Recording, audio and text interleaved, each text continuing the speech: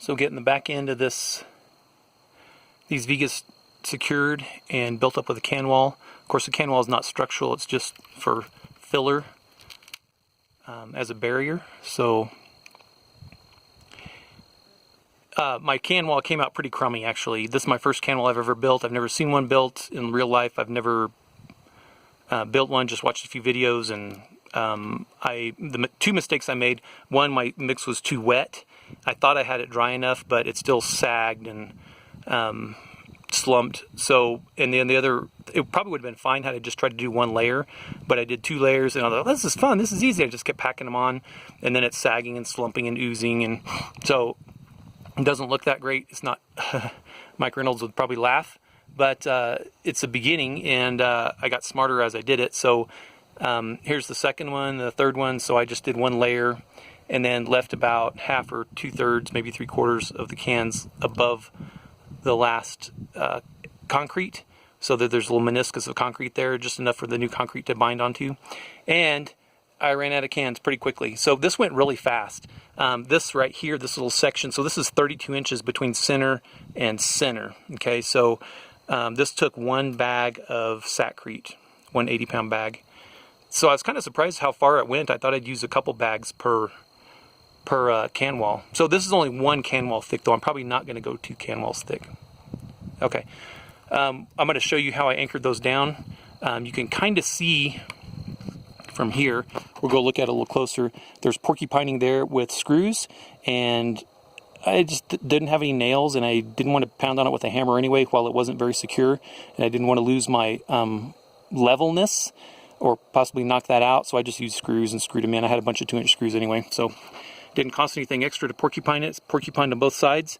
And then these rebars you see sticking up here and here are drilled into the concrete about 3 inches, about as long as my SDS, my shortest SDS bit was, 3/8 bit. And I just used 3/8 rebar and pounded it in until they bottomed out, and then left them there, and those come up right through the middle of the can wall-ish, middle-ish of the can wall. And that'll hold, give it some extra support as well. Probably didn't need to do that, but I did anyway. While we're standing here, these are the custom brackets I made for the front, and you can see the beam going down the front. And this is just 1/8 2-inch flat, and put a couple, these are 4-inch lag screws that I put in on the top and all here. And the only place I didn't use 4-inch lag screws was right here, where I just bolted it with a grade 5 bolt and a lock nut on the back, a nylon lock nut. I did that in 2 places, I think. And so those are going to keep these from sliding backwards that way, and it'll also keep them from rocking side to side. They're very stable, and it'll also keep them from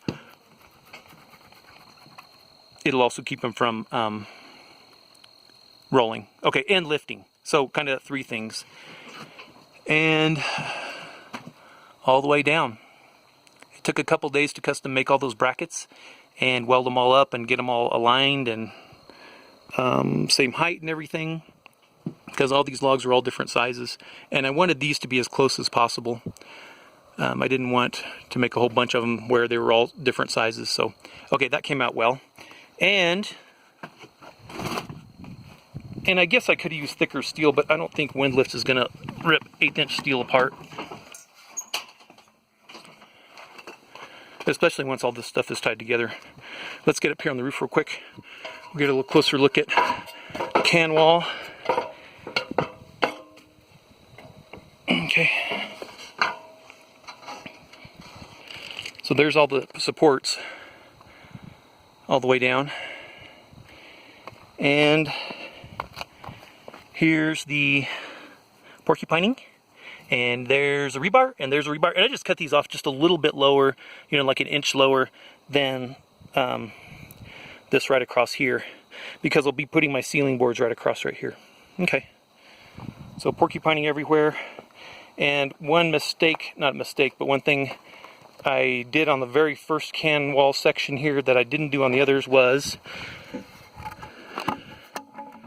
I left a little shelf right here with this first can wall. This is the full can wall that goes all to the top, and I'm not going to do that on the future ones. I want it as close as possible because I want to make this just a solid cob wall right here. and then we'll have a shelf, and then the main wall that'll go all the way down to the ground. That'll all be covered in cob. And so this is just a little extra cob I'll have to use. Chances are I'm going to extend a can wall along right here as well, along the edge of the bond beam. And that's probably how I'll close it up on this end as well. That's what I'm thinking. But I can do that really easily. Even with the roof on, I can do that. That'll be easy to do. So, okay, good. And should be still pretty level across there. A little bit hard to see, but level enough for my ceiling boards. All right, good. Pretty happy. Now the next step, I'm not going to start on the ceiling and the roof. I think what I'm going to do is go ahead and start on the face boards and build the window boxes and go ahead and get this frame built on the front so that that's all ready to go. Then I'll go ahead and put my my ceiling and then my roof on. And then I'll close it in with windows. Okay, good.